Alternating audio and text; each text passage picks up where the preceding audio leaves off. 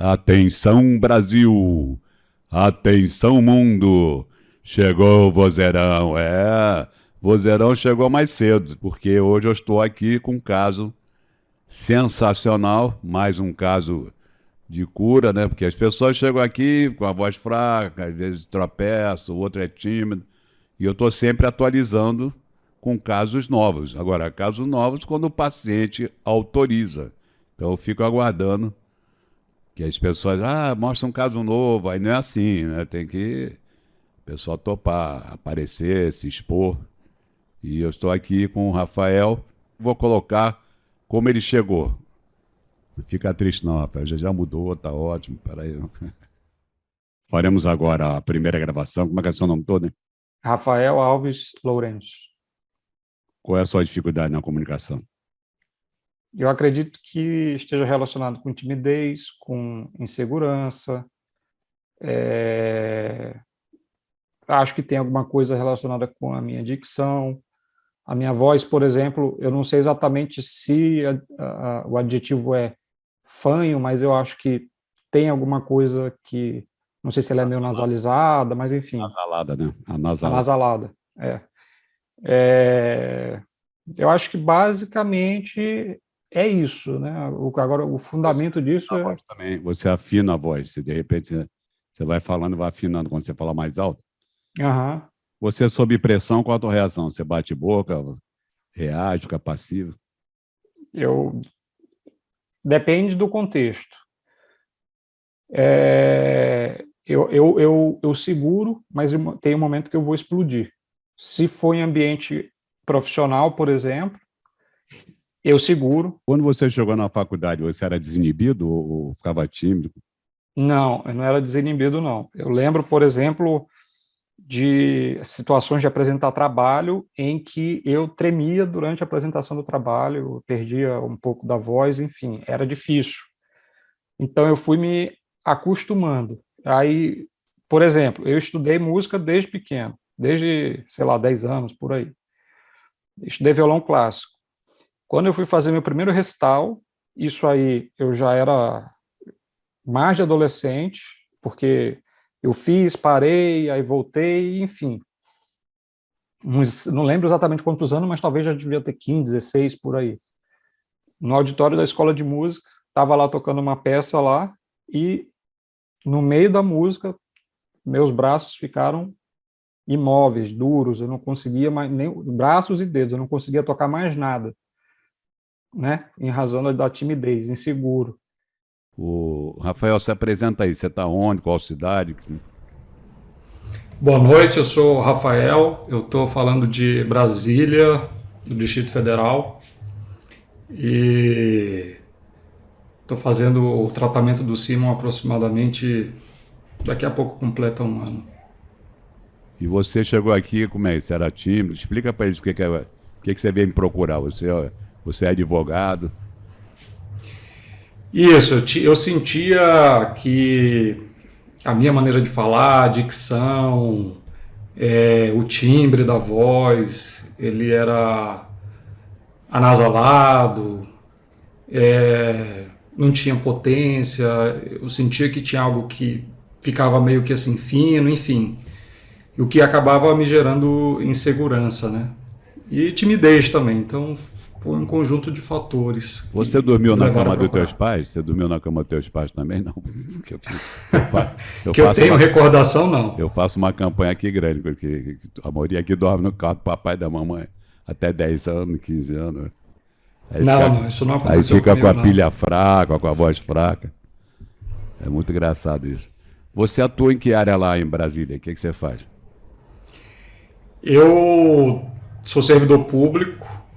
Atualmente, eu atuo na área da supervisão do mercado de segurador, mas atualmente eu estou trabalhando na Autoridade Nacional de Proteção de Dados, que é um novo órgão aí que tá começando, e a ideia é fiscalizar o cumprimento da Lei Geral de Proteção de Dados pelas empresas no Brasil.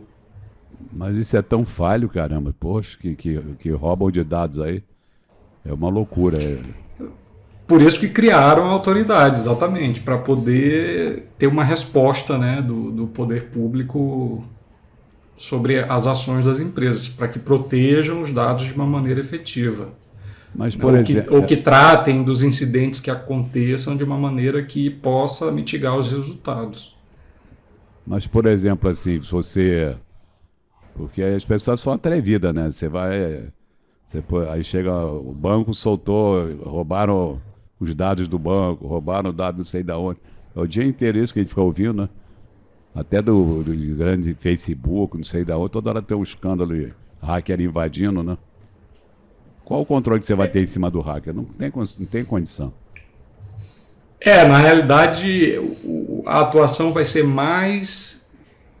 Ela será em cima das empresas que vão ter que ter medidas para proteger os dados. A atividade, por exemplo, se for uma atividade criminosa de um hacker, esse não é o papel desse órgão, entendeu? Isso aí já vai ficar a cargo de polícia, por exemplo. A ideia é fazer com que as empresas atuem de modo a evitar esses incidentes, né? Por que você foi parar lá assim? Como é que eles te chamaram? Porque você tem um trabalho bom numa outra área, o que é? Na realidade, antes de trabalhar nesse órgão, eu estava na Secretaria Nacional do Consumidor e aí uma pessoa que trabalhava lá está nesse novo órgão e ela me convidou para ir trabalhar com ela lá. A ideia foi essa. Ela conhecia o meu trabalho e achou que eu poderia ajudar na criação, nesse desenvolvimento desse novo órgão, que acho que vai completar um ano agora, no dia 6 de novembro. Vocês conseguiram detectar alguma coisa nesse ano? Conseguiram punir alguém? Não, na realidade, como eu disse, ela está no estágio embrionário. Então, as normas para punição, por exemplo, para aplicar alguma penalidade, ela ainda está sendo redigida, digamos assim. Já existe uma norma que trata dos procedimentos de fiscalização, mas ainda não há uma norma para aplicação da penalidade em si. Que na realidade não é só aplicação de penalidade, é um estágio, digamos assim, primeiro é prevenção, educação, e você só vai para o âmbito da penalidade se o agente lá, o que deve proteger os dados, não conseguir responder de modo satisfatório naquele incidente, né?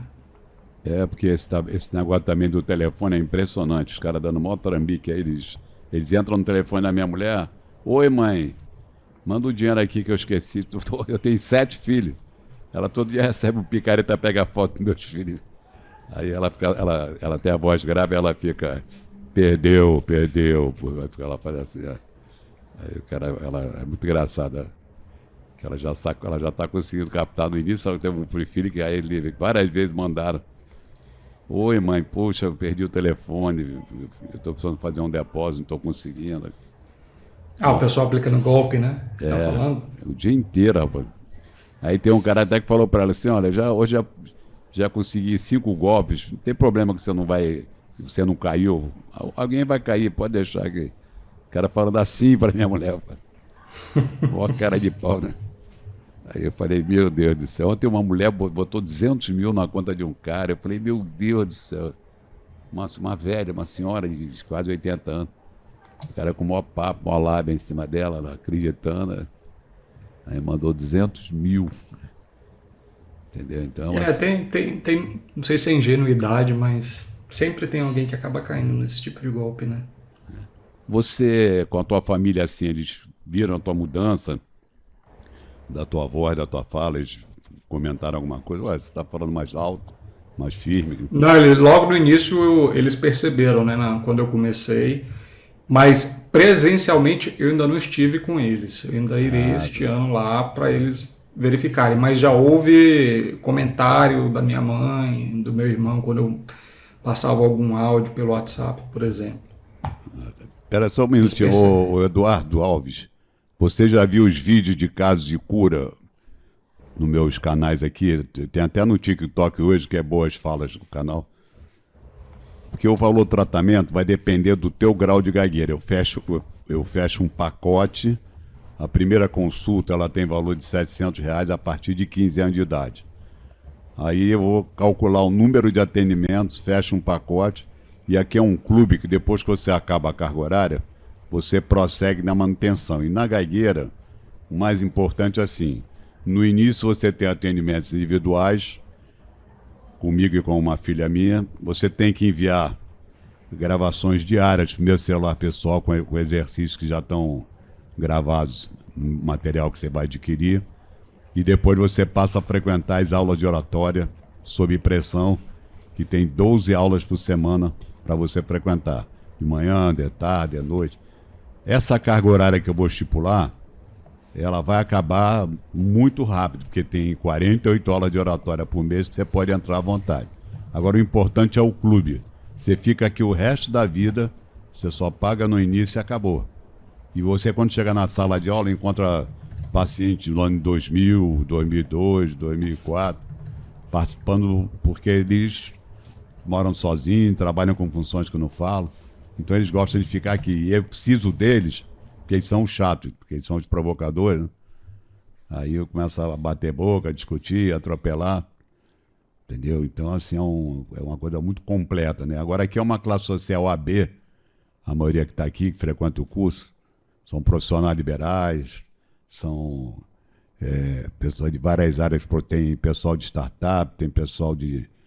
Tem médico, biólogo, químico, filósofo, tem tudo que vocês podem imaginar, vai entrando gente aqui, tudo que é profissão. E a parte cultural também é muito interessante, se eu fico evoluindo de assuntos que você não domina, né? De várias áreas. Tem até um alfaiate aqui, o Zé Paulino chegou aqui com 77 anos, com gagueira, e ele está numa felicidade danada. O Rafael conhece o Zé Paulino, como é que ele está falante agora? Não é, Rafael? Como é que está? Fala aí de Zé Paulino. O Zé Paulino foi uma evolução assim do que a gente vê e para como ele é hoje, bem mais desinibido, sempre das opiniões dele. A mudança foi bem notória. E ele disse que passou a vida toda muda, né? Ele me viu em 2001 no Jô Soares, mas aí ele não teve coragem de entrar em contato. A filha dele agora que me acompanha, né? Aí ela que falou, ele começou ano passado, assim, bem no finalzinho do ano passado. Ele está aqui agora há 8 meses, que ele falou. Lá pro 4º mês ele já estava bem pra caramba, ele já estava falando, debatendo. Porque aqui é igual coleginho. Se a pessoa treinar com material, comparecer nas aulas, ter coragem de mudar lá fora, aí você fica bom rápido. Essas mudanças mais rápidas, que são pessoas que entraram aqui com muita vontade de ficar curado logo, né? Entra o Rodolfo, coloca aqui o Eduardo, ele vai botar aqui ele vai botar para você aqui o WhatsApp. Aí você pode entrar em contato com o Bruno. O Bruno vai te explicar tudo, ele manda vídeo para você de caso curado. Ele pode falar com o Bruno. Pode ligar para o Bruno até meia-noite que ele já tem. E, ô Maverick, tudo bem, Maverick? Agora que eu estou conseguindo falar com você. Então, gente, o trabalho todo, eu vou mostrar para vocês agora que já entrou mais gente, eu vou apresentar o Rafael, como ele chegou aqui, que vocês estão vendo ele falar bonitinho assim. Porra, o que esse cara tem? O que ele está fazendo aqui? Isso é combinado? Aí o pessoal fica vendo meus vídeos, né? Não é possível. Aí ele fala assim na minha cara, né? Não é possível, é fake news, não é possível, isso não existe, essa mudança não pode. Aí eu falo, se você não está acreditando, tem uns que falam assim, não. Até o terceiro eu achei que era fake news. Aí quando eu vi 5, eu falei, não pode. Aí depois que eu abri teu site, eu vi você no Jô Soares, Danilo Gentili, tá, não. Então não pode ser enganação. Que o cara não vai enganar por muito tempo. Eu trabalho há 54 anos, né, Rafael? Você nem era nascido. Quando eu comecei, você tava na outra encarnação ainda. Você era. Não era nem projeto. Eu nasci em 1960. Eu comecei a trabalhar em 1968, né? Aí você nasceu em que ano você nasceu? 82. Bastante tempo depois. Olha aqui, coloca ele como é que ele era antes. O Rodolfo vai colocar aqui. Faremos agora a primeira gravação. Como é que é o seu nome todo, hein? Rafael Alves Lourenço. Qual é a sua dificuldade na comunicação? Eu acredito que esteja relacionado com timidez, com insegurança. Acho que tem alguma coisa relacionada com a minha dicção. A minha voz, por exemplo, eu não sei exatamente se o adjetivo é fanho, mas eu acho que tem alguma coisa que... Não sei se ela é meio nasalizada, mas enfim. Nasalada, né? Anasalada, É, eu acho que basicamente é isso, né? Agora, o fundamento disso A é... voz também, você afina a voz, se de repente você vai falando e vai afinando quando você fala mais alto. Aham. Você, sob pressão, qual a tua reação? Você bate boca, reage, fica passivo? Eu, depende do contexto. Eu seguro, mas tem um momento que eu vou explodir. Se for em ambiente profissional, por exemplo, eu seguro. Quando você chegou na faculdade, você era desinibido ou ficava tímido? Não, eu não era desinibido, não. Eu lembro, por exemplo, de situações de apresentar trabalho em que eu tremia durante a apresentação do trabalho, perdia um pouco da voz, enfim, era difícil. Então eu fui me acostumando. Aí, por exemplo, eu estudei música desde pequeno, desde, sei lá, 10 anos, por aí. Estudei violão clássico. Quando eu fui fazer meu primeiro recital, isso aí eu já era mais de adolescente, porque eu fiz, parei, aí voltei, enfim. Não lembro exatamente quantos anos, mas talvez já devia ter 15, 16, por aí. No auditório da escola de música, estava lá tocando uma peça lá, e no meio da música, meus braços ficaram imóveis, duros, eu não conseguia mais, nem braços e dedos, eu não conseguia tocar mais nada, né? Em razão da timidez, inseguro. Gente, o cara tinha uma vozinha fraquinha, aí eu, tímido pra caramba. Gente, vocês ficam perguntando o que é fobia social, é isso que ele acabou de falar. Você imagina, ele vai fazer um show de violão, a mão fica travada, ele não consegue tocar o violão. Aí você vai dizer, pô, mas peraí, o cara é tão experiente, mas não adianta. As pessoas chegam aqui com mestrado, doutorado, MBA, eles fazem tudo. Mas bota na frente de uma plateia, acabou, fica cego, surdo e mudo, não consegue enxergar nada. Eu tô olhando pra você, eu tô achando estranho, falei, que Rafael, é cara que eu vi você lá com a barba e você agora tá sem barba. Eles vão dizer que é fake news, olha o que tu tá arrumando, né, cara? Tu tinha que deixar a barba, pô. Agora tu já apareceu com a imagem. É igual, eu não posso tirar minha barba, se eu tirasse ia ficar um horror, né? Que todo mundo me conhece com a barba desde 20 anos de idade. Já é marca registrada. Tudo. Marca registrada, Mas você vendo isso aí, o que você passa na tua cabeça? Ele falou, nossa, como era ruim, você fica assim, quando você olhou agora é o antes, né? Quando eu vejo assim, e percebo a diferença, a ideia, assim, quantas pessoas não passam por isso, né? E é simplesmente por uma falta ou de oportunidade, ou de orientação, enfim, que poderia já se desenvolver desde a adolescência. Enfim, tantas coisas seriam evitadas, né? Eu tenho muitos pais até que colocam o filho aqui bem novinho mesmo, que os pais fizeram tratamento comigo. Aquele advogado, o Ricardo Franco, participar da aula lá, ele colocou um filho aqui com 8, ele era muito tímido e recorreu o Ricardo Franco, ele agora é chato de galote, você vê que ele entra na aula para perturbar. Aí ele colocou um filho aqui de 8 anos de idade, tímido, né? Aí o filho, quando chegou aos 10, ele vinha nas aulas dos adultos. Ao sábado ele vinha aqui, falava de futebol, ele puxava assuntos que ele dominava, né? Aí passou 2 anos, ele subiu no palco. Gente, eu estou curado da minha timidez, que eu arrumei uma namoradinha na minha sala de aula, então agora eu já estou curado. Aí o pessoal aplaudiu, foi uma farra que ele falando isso com 10 anos de idade, né? Entendeu? Então, assim, vários adolescentes chegaram aqui, porque os pais estiveram aqui também. E realmente é muito interessante você investir na comunicação do teu filho. É um espetáculo, assim. Agora, você na tua criação, como é que era? Era rígido ou era mimo, proteção? O que eles fizeram contigo lá na infância? Assim? O que você acha? Talvez um misto, né? Talvez um pouco dos dois, assim, porque não era uma rigidez em termos de violência ou coisa do tipo, mas uma rigidez em termos de o que você tem que fazer, né? Estudar, enfim, tem que ter horário para isso, horário para aquilo. E em termos de mimo ou proteção, é muito naquele sentido de eu vou criar meu filho para o mundo, mas ao mesmo tempo eu não gostaria que ele passasse por determinadas situações, enfim, é melhor ficar em casa do que ficar na rua, digamos assim, né? Mas dormir no quarto, dormir na cama. Não, mas você achava isso chato? Os caras te prendiam assim, você reclamava? Os caras te prendiam, deixavam você sair, assim, pra controlar? A educação. Não chegava a aprender, não. Ela tinha preocupação, né? Mas aprender, não. E ela esperava você voltar de madrugada assim, ela ficava acordada até você chegar? Não, ela dormia. Mas alguém ia te buscar na festa, não? Teu pai, vou te buscar na festa. Não, também não. Não tem tinha muito pai, essa moleza, não. mas tinha Ou voltava de táxi, ou se eu já dirigisse, eu ia com o carro e voltava com o Mas carro. com quantos anos você começou a sair mesmo assim de vez? Com 15, 16?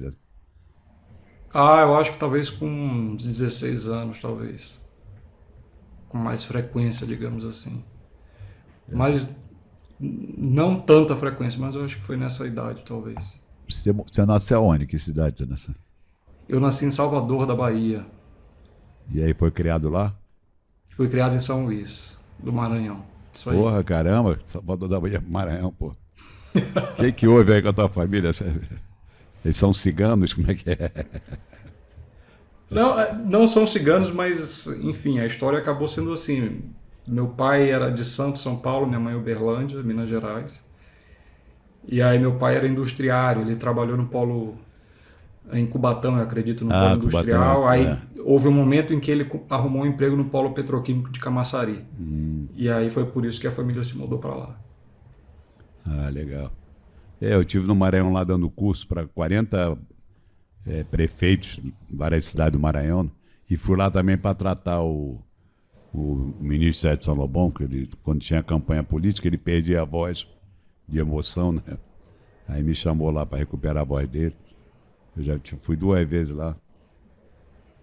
Entendeu? Mas assim, é um negócio interessante. Quando cheguei no Maranhão, porra, tava um calor infernal. Eu falei, que isso aqui, caramba?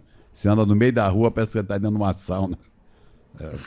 Geralmente quem não está acostumado tem essa sensação lá. Porque é um vapor. Porque lá é úmido. É úmido. É isso, é. É impressionante. Lá é úmido, aí geralmente vem o calor, aí você fica todo suado, né?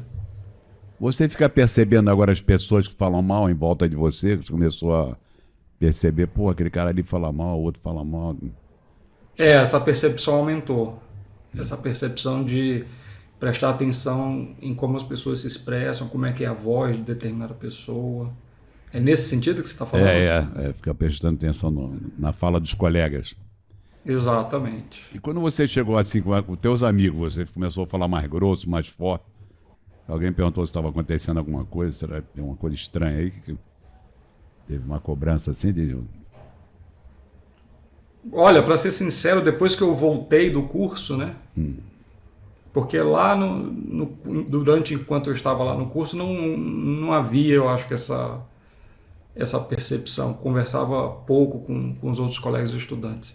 E é aqui quando eu cheguei, no local de trabalho eu passei pouco tempo e eu passei 1 ano e meio afastado, né, das pessoas. Não sei se elas notaram alguma diferença. Também, e agora no trabalho novo o pessoal está me conhecendo dessa maneira. Interessante. Porque você foi até bom, porque o pessoal nem lembrava mais da tua voz antiga, né? Você ficou muito tempo fora. E nesse órgão que eu trabalhei, eu fui para ele um pouco antes da pandemia. Então não demorou muito, todo mundo foi para o teletrabalho. Ainda teve esse outro porém. Você foi fazer o que nos Estados Unidos mesmo, hein? Qual era a tua ideia lá? Eu fui fazer um curso de pós-graduação em Direito lá. Eles chamam de LLM, ou Master of Laws.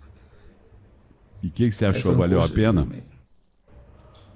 Valeu. Uma experiência assim, interessante, não só em termos do conteúdo que você aprende, mas de como a educação é feita lá, né? Em comparação com o Brasil. É uma abordagem diferente, enfim. E não tem como você não absorver alguma coisa dessa cultura lá. Você acaba trazendo alguma coisa de volta. Isso falando fora do âmbito do direito, né? Não falando do conteúdo em si, mas de como as coisas são feitas. E você, assim, o que você achou de viver nos Estados Unidos? É complicado? É bom? Como é que é lá nos Estados Unidos? Olha, a cidade que eu morei é uma cidade universitária, então não é um centro como, por exemplo, Chicago, Nova York, esse tipo de coisa. Então é uma cidade universitária, uma cidade interior, uma cidade pacata. Então lá é praticamente assim, você não vê problemas acontecendo ao seu lado, ao seu redor, né? Então é uma vida muito tranquila, sem preocupações. Mas você chegou a viajar lá dentro dos Estados Unidos? Chegou a viajar para algumas cidades? Em poucas ocasiões, mas fiz viagens. Fui para Chicago, depois eu fui para Miami Beach, logo quando eu estava retornando para o Brasil, que aí já é realmente um ambiente com muito turista, muitas pessoas, onde você já tem que andar de uma maneira com mais andar na rua com mais atenção, digamos assim. Mas é diferente do Brasil também, não é a mesma coisa.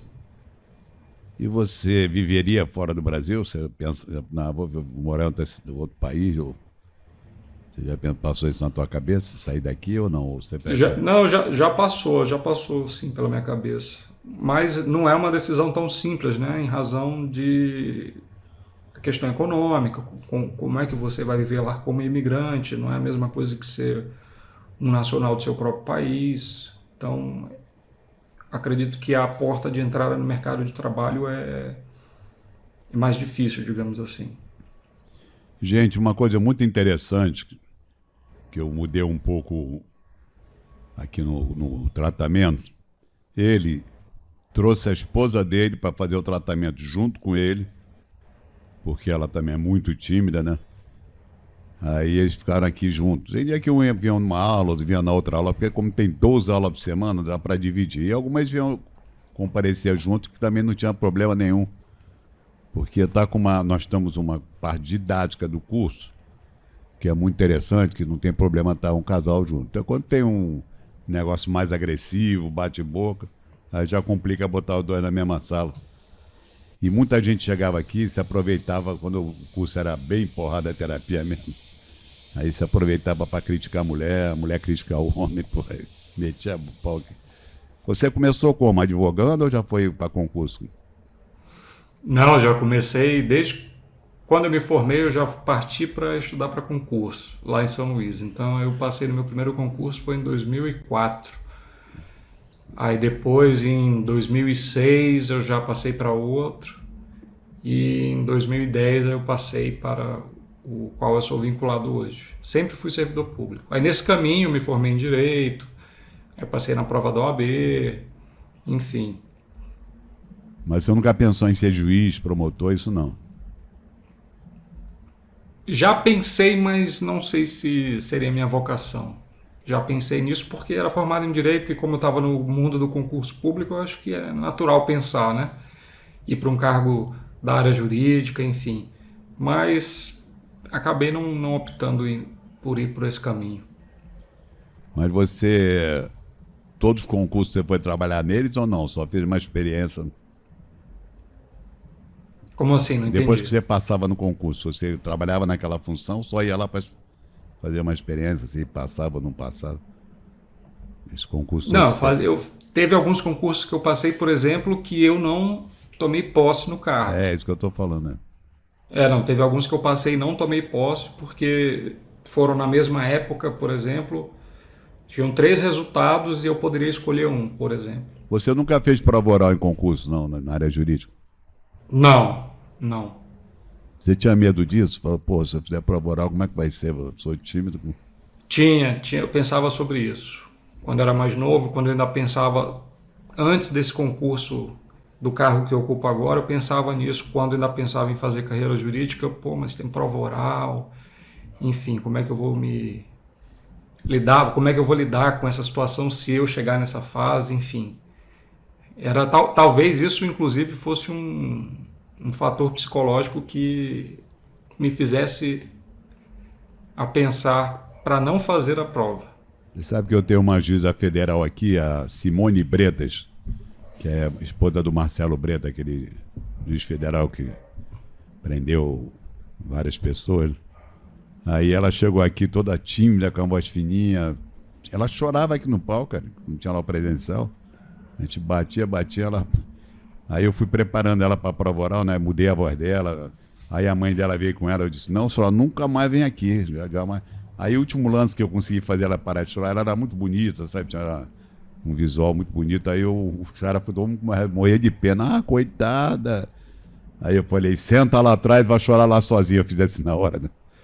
Aí ela sentou, nunca mais ela chorou o dia que eu fiz isso. Aí ela passou, aí tinha, olha que loucura, em 70 vagas, só passaram 16.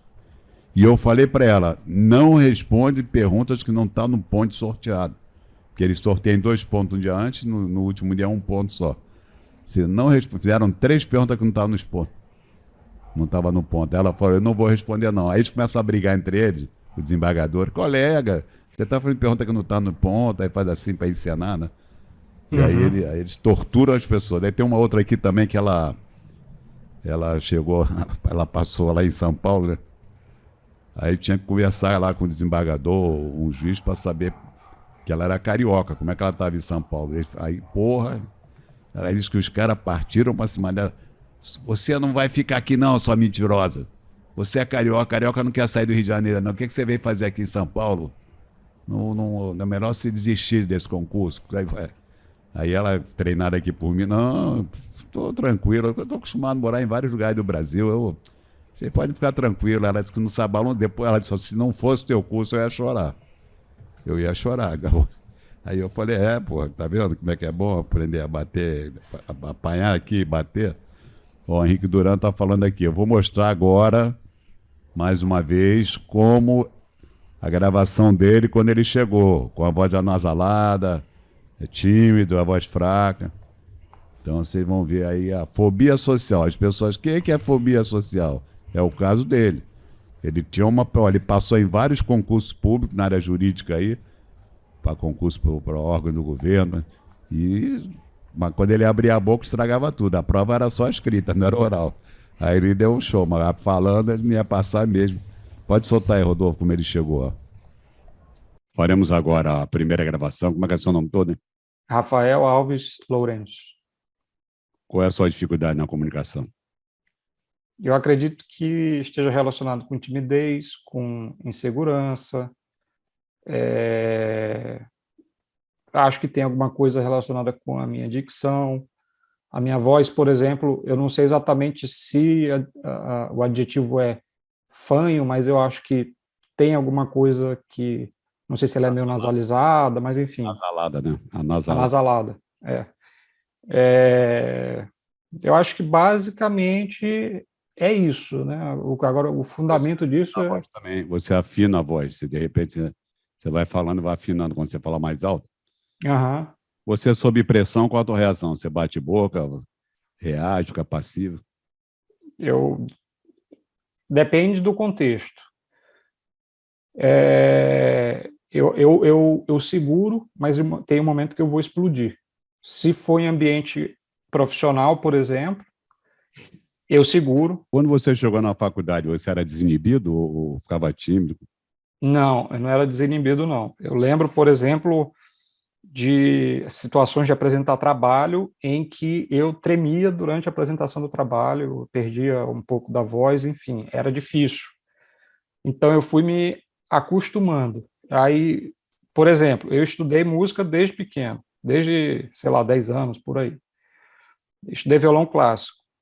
Quando eu fui fazer meu primeiro recital, isso aí eu já era mais de adolescente, porque eu fiz, parei, aí voltei, enfim. Não lembro exatamente quantos anos, mas talvez já devia ter 15, 16, por aí. No auditório da escola de música, estava lá tocando uma peça lá, e no meio da música, meus braços ficaram imóveis, duros, eu não conseguia mais, nem braços e dedos, eu não conseguia tocar mais nada, né? Em razão da timidez, inseguro. Gente, tá aí, ó. Cara medrosinho, cagão, todo. E aí, como é que é? Fala grosso. Como é que tá aqui? Fala grosso. O que você tá achando disso aí? Você, porra, não é você não, né? Tu é cara de pau, ainda tirou a barba pra me confundir as pessoas daqui, né? Aí vão dizer, isso é fake news. Você tava mais gordo ali também na primeira gravação? Ou não? Ou era a barba só? Não recordo. Talvez a mesma coisa, eu não sei. Só a barba mesmo. Mas o principal, Simon, do curso, do tratamento, é a mudança de atitude, né? Não é só a questão da voz. A voz é uma questão estética, é o exterior, mas a mudança no interior ela é muito mais profunda, é muito maior. E você, assim, quando você chegava nos lugares, você era falante ou ficava calado, assim, sondando o ambiente para depois começar a falar? Isso aí, sondando o ambiente, observando, reconhecendo o terreno, vendo quem é quem no jogo, não me expondo sem saber o que estava acontecendo. Que eu me lembro aqui no início do tratamento, você ficava mais na tua também, assim, você não saiu falando logo, não sei. Depois você melhorou muito, né? Depois você ficou falante pra caramba. Mas eu me lembro que você ficava aqui, aí eu, entendeu? Então, eu preciso ser mais confiante na hora de falar. Aí, Henrique. Ô, Henrique, você já viu todos os meus vídeos aí, Henrique? Tem muito vídeo de cura aí. Daqui a pouco eu vou colocar vídeo de cura aí pra você... Porque o problema da fobia social, gente, as pessoas têm conteúdo, isso é que é importante, que é assustador o que chega de gente aqui com 10 diplomas e não consegue falar nada. E é tão incrível, gente, chega na aula de oratória, aí eu puxo um assunto técnico que ele trabalha, que ele estudou, aí ele, não, peraí, calma, não dá, calma aí, peraí, aí você bota a câmera, microfone em cima, o cara quer, não, peraí, aí já começa, e dá um branco, o cara fica cego, surdo e mudo e não sai mesmo. Não sai, como o Rafael estava contando agora, que ele era músico, foi fazer lá, tocava violão num show lá, os braços dele ficaram duros, ele teve que parar, não conseguiu. Ficou duro de quê? De fobia social. É um medo que ele dominava, estudava música desde criança. Aí agora, pô, os convidei ele para fazer um show lá, ele trava. E é uma coisa muito comum, gente. Eu fico vendo assim, olha, a pandemia, para vocês terem uma noção que aconteceu, o Conselho de Fonoaudiologia, para variar, né? Com aquele negócio retrógrado, igual o Conselho de Medicina, todos eles. Aqui o Brasil é maravilhoso. A gente fica na mão de meia dúzia de cara arcaico assim, que não quer evoluir, né? Ele proibia de dar atendimento online. Mas como o Rafael me conhece, eu não aceito ordem boba. Ordem boba comigo não funciona, né? Eu sou rebelde, eu não aceito, eu sou... Aí, em 2007, eu comecei a atender online. Online é presencial, as duas coisas. Ficava um grupo na tela e o outro presencial debatendo, discutindo, gente do Brasil, exterior. Aí, quando chegou a pandemia, eu já estava no Zoom desde 2015. Fui um dos primeiros clientes do Zoom. Aí, quando chegou a pandemia, todo mundo, e agora, o que eu faço, pá? Aí eu tenho um processo no Conselho de Fonoaudiologia, que vocês vão morrer de rir. Me chamaram dia 31 de março de 2020, em plena pandemia. Recebi uma denúncia anônima que você dá atendimento online e que você falou que gagueira pega. Aí eu falei, ó, gagueira pega, que eu tenho vários pacientes meus que ficaram debochando de gago, zoando de gago, e ficaram gago. Além dos personagens gago que tem na televisão, novela... Teve a Rainha da Sucata, o Antônio Fagundes ficou 6 meses fazendo um gago. Aí vários jovens chegaram aqui lembrando, ficaram imitando Antônio Fagundes. Tem um desenho animado, Porquinho Gago lá. Várias crianças ficaram vendo isso, ficaram gaga. Tem a babá gaga, tem uma médica maluca, uma pediatra, que mandou a mãe... Eu posso contratar uma babá gaga? Pode, não tem problema não. Agora eu tinha 2 anos, ficou gaguinho imitando a babá. Aí ficou completamente gaga. Aí eu cheguei na audiência, né? Eu falei, ó, esse negócio aqui tá velho, porque eu dou atendimento, eu faço a online desde 2007. Aí eu olhei pro teto, obrigado, coronavírus, muito obrigado. Agora vai ser tudo online. Aí eu fiquei doando. Aí passou um mês eles botando anúncio, aprenda a dar atendimento online. Mas como eu já estava pronto, isso aqui explodiu. Por exemplo, o Rafael estava lá nos Estados Unidos participando do meu curso, normalmente lá, estava lá fazendo uma pós-graduação lá, o mestrado, e aí de lá ele começou o tratamento lá. Ficou um bom tempo lá fazendo. Eu tenho paciente no mundo inteiro, gente. Só nos Estados Unidos eu tenho 14 pacientes. Tem uma paciente da Grécia, Inglaterra, Portugal. Já tive vários países, Canadá, já tive Israel, já tive vários aqui. Já tive Japão, China. E por esse motivo eu tive que abrir turmas cobrindo os fusos horários do mundo inteiro. Agora tem turma de manhã, à tarde e à noite. De oratória, nas aulas de oratória. Então ninguém tem mais desculpa. Esse horário não dá para mim. Por exemplo, a pessoa está na Europa. É um fuso horário de 4, 5, 6 horas a mais. Aí ele entra no horário da tarde. O pessoal está no Japão, China, Austrália, 11 horas, 12 horas a mais, aí ele entra de manhã. E quem está em vários países que é uma hora a mais, uma hora a menos, vai entrar à noite junto com o pessoal do Brasil, né? E, então, tá tudo coberto. Tem um atendimento sábado também aqui à tarde, uma aula muito boa de porrada terapia, né? Porque a palavra porrada terapia, gente, não é para ninguém bater em ninguém. É você aguentar pressão. E tem gente que desequilibra. Chega aqui, começam a pisar no cara, o cara dá uma explosão danada. Então, o final da história, vai ter isso no início do tratamento, vai ter gente explodindo. O final da história é você conseguir ter esse controle emocional, que alguém está te pressionando, e você começa a ficar irônico, debochado. Ah, você acha? Ah, tá, legal, hein, poxa. Aí o outro vai ficar revoltado porque você não está caindo na pilha dele. Quando você cai na pilha, todo mundo adora. Então, isso que eu ensino aqui, porque tem momentos que você vai ter que ser cara de pau, vai ter que fazer, dar uma... E tem momentos que você tem que atacar mesmo, não tem jeito. Eu já participei de coisas que... Outro dia a mulher estava... Eu vou contar histórias aqui que vocês vão dizer que eu sou maluco. Eu não gosto de congresso de fonoaudiologia, porque primeiro que eu não vou aprender nada de novo lá, só tem coisa velha. Então, o mais importante é que quando eu chego lá, eles já me olham com raiva, com ódio, assim... Aí eu sou o cara mais odiado dos fonoaudiólogos. E assim, na tua vida normal, assim, você está mais agressivo, assim, não é de ficar brigando, não, tá mais, com mais energia, tá discutindo mais os temas, assim... Ah, com certeza, porque aí eu já sinto que a voz está mais firme, então já está mais fácil de meter porrada. Mas você sabe que... Isso dá um certo incentivo para você se colocar, se posicionar. Inclusive o Zé Eduardo, que tem uma voz bonita pra caramba, aí ele contando que ele sempre aceitou ordem boba do chefe dele, porque ele era tímido, travado, né, meio gago. Aí um dia ele enfrentou o chefe, depois que eu curei ele, né? Eu não vou fazer isso que o senhor está mandando, não. Está tudo errado, eu não vou fazer, não. Você acha que eu estou errado? Então tá, então não faz não. Aí ele ficou a noite toda sem dormir, Zé Eduardo. Porra, eu fiquei a noite toda sem dormir, nunca fiz isso na minha vida, contestei o chefe, porra. Vou perder meu emprego. Não, mas ele disse que foi fantástico. Que ele tá doido para fazer isso um dia, mas não tinha coragem, porque ele era tímido, travado, né, o Zé Eduardo. Então, assim, muitas situações assim. Eu tenho um outro também aqui que era gerente, ele era gerente da Petrobras, e tinha um superintendente acima dele, né? O cara marcava em cima e esse cara era muito tímido. Passava mal, era tímido, né? E aí aí depois que ele estava aqui no meu curso, um dia ele atrasou meia hora, chegou meia hora atrasado, né? Aí o superintendente... Pô, agora são 10h30, você era para chegar aqui às 10, tem alguma coisa... Aí ele foi para cima do cara. Qual o problema, chefe?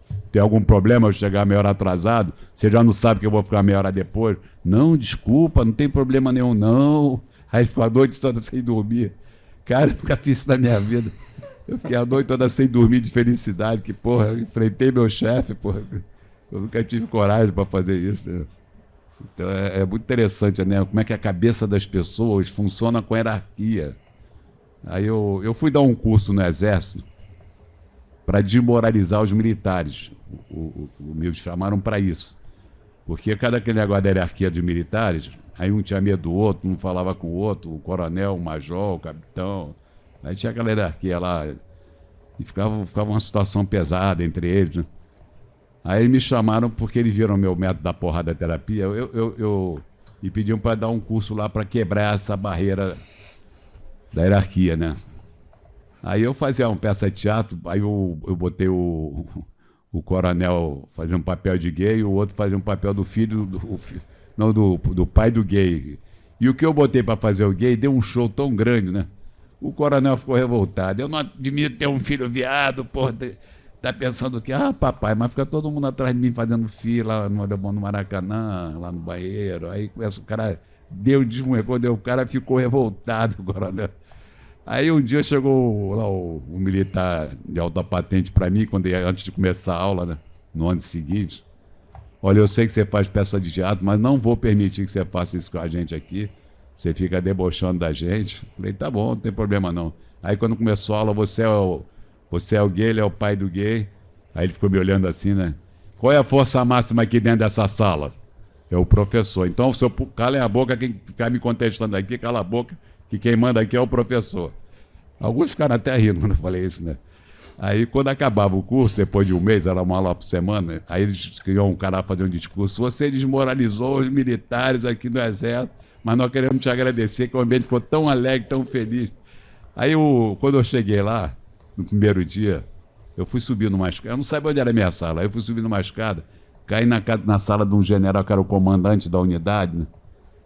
E aí ele, que você quer? Eu falei, não, eu sou fonoaudiólogo aqui, eu vim dar um curso aqui, eu não sei onde é a minha sala. Sacanagem, só que eu sou gagago, mandaram você aqui, eu vou lá embaixo falar com o Coronel Guelph, que ele mandou você aqui para me sacanear, porque eu falei, não, eu só quero saber. Ele desceu, a pessoa caiu na gargalhada. Como é que eu fui parar na sala do comandante Gago lá? Aí eu, entendeu? Então tem coisas assim fantásticas, né? E a minha irmã, cara, dirige essa unidade do Exército. A minha irmã é socióloga, dirige a parte de ensino, né? Aí quando ela me viu lá, ela estranhou. Não foi ela que me contratou, foi o Coronel Guelph lá. O que tu tá fazendo aqui? Eu falei, ele me contratou, né? Aí quando acabou o curso, o pessoal falou a beça com ela. Caramba, teu irmão deu um show aqui, que espetáculo que ele fez. Aí eu ia a vários lugares. Também eu fui dar aula numa... eu tinha tirado um consórcio da Ford de 15 mil reais. Só dava para comprar o Ford Ka, que era um carro horrível. Na época ele era pequenininho, um Ford Ka no início. Ele era bem apertadinho. Não ia dar para mim, para minha esposa, nem ia dar. Aí eu fiquei... minha mulher toda pão dura, econômica. Eu falei, escolhe o carro que você quer aí. Você tá maluco? Nós só temos essa carta de crédito, você tá louco? Pode escolher o carro que você quiser, eu vou ajudar a comprar, pode deixar.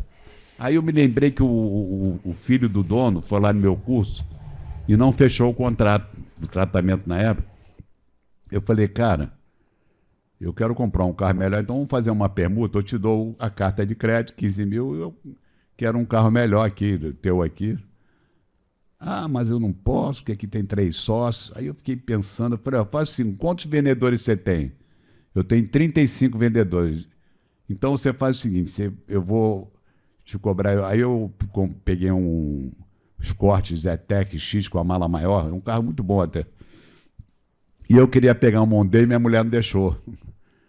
Que o Mondeo na época era um carro de alto luxo, aí eu olhando hoje era um carrinho pequenininho. É muito engraçado. Depois que eu falei, na época era um carro melhor, mais caro que tinha aqui no Brasil. Aí eu peguei esse corte, né? E aí ele concordou, me ligou, você pode vir aqui dar o curso. Olha, a história que tem dentro de uma agência de automóvel é uma loucura. Os caras, eu quero o carro preto, aí chega um carro branco, eu quero o carro... Aí dá uma confusão, uma brigalhada, é só briga dentro da agência, né? E aí quando eles me deram os cortes Zetec, tinha um arranhado, eu não vi no escuro, em cima da mala tinha um arranhado. Aí no curso eu aproveitei para xingar todo mundo na aula. Pô, eu comprei um carro aqui, zero, tá com arranhão em cima. Não, mano, mas nós vamos pintar o cacete, porra. Eu não admito comprar um carro novo e ser pintado, eu quero um carro zero sem pintar nada, isso é um absurdo. Aí só teve uma mulher que me bateu de frente comigo, que não aguentou, é uma psicóloga, que era vendedora, né? Aí ela, eu não admito um cliente chato igual você, eu não admito isso, eu não consigo falar com um cliente chato. Eu falei, então desiste, você não dá para ser vendedora, se você não aguenta o cliente chato. Aí foi muito engraçado, assim, aí o cara me elogiou. E uma coisa que eu sempre peço nas empresas, cadê a telefonista? Porque a telefonista é a pessoa que atende primeiro, né? E a mulher falava, problema, qual o seu problema? Na agência da Ford. Aí eu falei, problema, porra. Como é que vocês deixaram? Não, mas nós não temos noção disso, você está falando. Aí eu corrigi ela falar problema, né? Aí, então, assim, eu fui também na Telelista, catálogo de telefone, né? Aí tinha uma mulher que ela gritava no telefone na hora da venda, ela tentou me vender uma vez, né? Eu não aguentei. Olha, você tem que comprar aqui o anúncio, pai. Eu falei, que isso, minha filha? Tá doendo meu ouvido, você tá doida? Aí, quando eu cheguei para dar aula para 160 telemarketing, aí quando eu cheguei lá, a primeira coisa, você tem que curar essa mulher aqui, que ela grita, que não é doida. Aí eu botei um fone do ouvido nela e fiz um feedback para o som voltar para dentro do ouvido dela, né? Me vende o catálogo aí. Olha, eu tenho. Ai, ela botou a mão no ouvido. Ai, que isso, tá doendo. Eu falei, então, é isso que você faz com as pessoas, tá vendo? Aí eu consegui baixar o tom dela, tal. O pessoal aplaudiu, ficou doido, né? Eu botei um retorno para ela ouvir o que ela gritava, né? Ai, meu ouvido. Aí eu falei, tá vendo o que você faz com as pessoas? Ela não tinha noção que ela gritava. Então tem muita coisa interessante assim, que eu fui em várias empresas, eu dei uma palestra lá na faculdade de Direito, lá de Campos, tinha um Universo lá e a Faculdade de Direito de Campos, lá em Campos. Aí tinha um auditório com 1000 lugares assim, um negócio que vai subindo, né? E eu enxergo muito bem de longe. Aí eu olhava os caras na última fila lá, você de camisa vermelha na última fila, vem aqui falar, fazer uma pergunta no microfone, hein? Aí o cara chegava, eu tô tremendo todo, não faz isso comigo, eu me escondi lá atrás, você fica me chamando, aí eu chamo uns 3 assim, fica todo mundo se contraindo. Ai, será que ele vai me chamar? Quem é inibido levanta a mão, todo lugar que eu vou, todo mundo levanta. Vou ganhar muito dinheiro aqui, pô, cheio de gente inibida, fico brincando assim, né? Tem um dele que eu dou uma palestra para 2.500 pessoas aqui no Clube Monte Líbano, no Rio, né? Aí opa, Sérgio, tudo bem? Aí você vê só, obrigado, Sérgio. Aí você vê, eu chamei 3 no palco, o palco do Monte Líbano, 3 metros de altura do chão, tem uma escada que você vai subindo assim. Quando eu chamei os 3, rapaz, os caras ficaram loucos, né? Eu dei uma palestra na OAB de Brasília, de São Paulo, OAB de São Paulo. E eu fiquei chocado, porque eu comecei a chamar eles lá na frente, até para dar orientação, 20% não foi. Não vou, tá maluco. E quando acabou a palestra, eu falei, pô, vocês são advogados, ou são estudantes de direito, vocês têm que estar aqui, na frente, que é isso? Não posso, eu passo mal. Aí vieram falar quando acabou a palestra, os 5 vieram falar comigo. Olha, porra, eu sou gaga, não podia ir lá, ia ficar gaguejando. Eu falei, mas você tem que se tratar, pô. Peraí, se você está fazendo direito e gago, pô, você vai se dar mal na profissão, né? Faremos agora a primeira gravação. Como é que é o seu nome todo, hein? Rafael Alves Lourenço. Qual é a sua dificuldade na comunicação? Eu acredito que esteja relacionado com timidez, com insegurança. Acho que tem alguma coisa relacionada com a minha dicção. A minha voz, por exemplo, eu não sei exatamente se o adjetivo é fanho, mas eu acho que tem alguma coisa que, não sei se ela é meio nasalizada, mas enfim. Nasalada, né? Anasalada, eu acho que basicamente é isso, né? Agora, o fundamento disso é... voz também, você afina a voz, se de repente você vai falando e vai afinando quando você fala mais alto. Uhum. Você, sob pressão, qual a tua reação? Você bate boca, reage, fica passivo? Depende do contexto. Eu seguro, mas tem um momento que eu vou explodir. Se for em ambiente profissional, por exemplo, eu seguro. Quando você chegou na faculdade, você era desinibido ou ficava tímido? Não, eu não era desinibido, não. Eu lembro, por exemplo, de situações de apresentar trabalho em que eu tremia durante a apresentação do trabalho, perdia um pouco da voz, enfim, era difícil.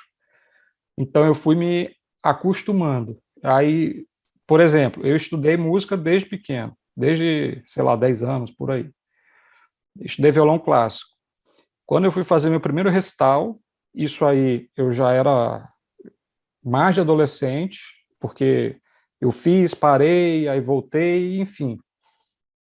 Não lembro exatamente quantos anos, mas talvez já devia ter 15, 16, por aí. No auditório da escola de música, estava lá tocando uma peça lá, e no meio da música, meus braços ficaram imóveis, duros, eu não conseguia mais, nem braços e dedos, eu não conseguia tocar mais nada, né? Em razão da timidez, inseguro. Vocês veem só o que eu estou falando. O cara... E o que você fez depois? Você parou de tocar a música aí? O que você fez? Chega mais perto do microfone, bota o microfone perto, que você está muito longe. Aí o que você fez depois? Como é que foi? Não, depois eu continuei tocando, mas deixei o violão de clássico um pouco de lado, eu fui mais para guitarra. Me apresentei umas 2 ocasiões depois, mas tive muito nervosismo, enfim, medo de palco, né? que tem a ver com essas questões de timidez, enfim. Você chegou a parar para respirar e voltar de novo naquele dia ou não? Ou deixou para lá, se enrolou todo e... Nesse momento não, que eu dei continuidade, mas assim, eu não recordo como é que foi. Eu lembro só que eu olhei para a cara do meu professor e perguntei, e agora? O que eu faço? Isso é engraçado, né? O cara, pô, é igual o técnico. Não, mas o óbvio foi assim, ele, toca. Aí fez assim. Tem que tocar, porra, que vexame, pô, meu aluno fazendo isso, pô, que droga. Aí o cara vai queimar o filme do professor, viu? Você sabe que tinha um programa na Globo, o Globo Repórter, falando sobre a voz, né? E eles vieram me entrevistar, o programa era sexta-feira. Eles sempre fazem isso, né? O programa era sexta-feira e eles vieram me entrevistar na segunda, né? Aí eles vieram me entrevistar na segunda, né? Aí eu fiz um papel lá de... E aí ele te mostrava alguns casos de cura, enguiçou a câmera, enguiçou o microfone, foi enguiçando tudo, né? Aí eu peguei, né? Aí a mulher falou assim, não vai dar, já tá muito em cima do programa, eu não vou... E eu até levei alguns pacientes, foi lá aqui no Rio, onde eu trabalho aqui, né? Aí chegou na sexta-feira, começou o programa de voz. Aí eles começaram a mostrar professor de canto, professor de dicção, professor, tudo ligado a canto, né? Aí, final do programa, as 3 melhores vozes do Brasil, Djavan, Milton Nascimento e a Gal Costa. Vocês fizeram algum curso de voz? Não, minha voz sempre foi assim, desde nascença, nunca fiz curso nenhum. Aí estragou o programa todo, que era para falar sobre treinamento de voz, os 3 melhores cantores não fizeram nada de... Aí eu falei, caramba, que coisa incrível, hein? Aí é assim que vai, entendeu? Muito obrigado a vocês todos, eu adorei, passou um monte de gente aqui na live, depois até vou ver o resultado lá no mapa.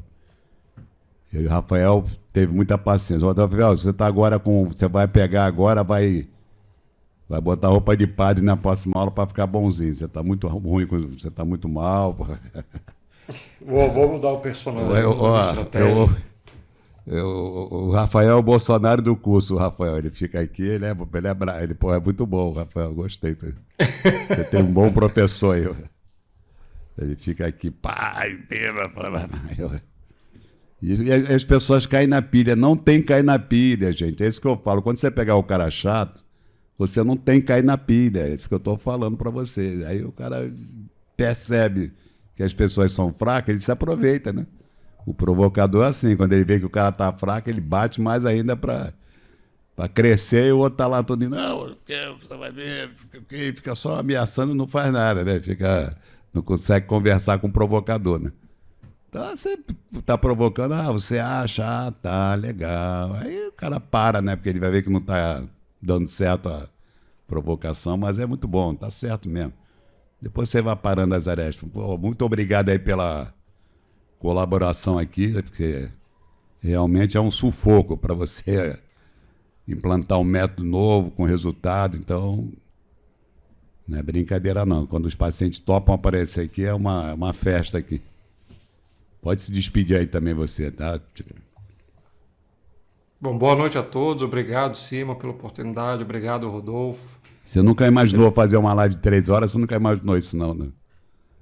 Não, para falar a verdade, nunca tinha pensado sobre isso. Mas foi bom, depois nós vamos montar a live, vai ficar legal pra caramba. Tá bom, então. Tchau. Valeu, gente. Tchau, boas falas, tchau, gente, boas falas.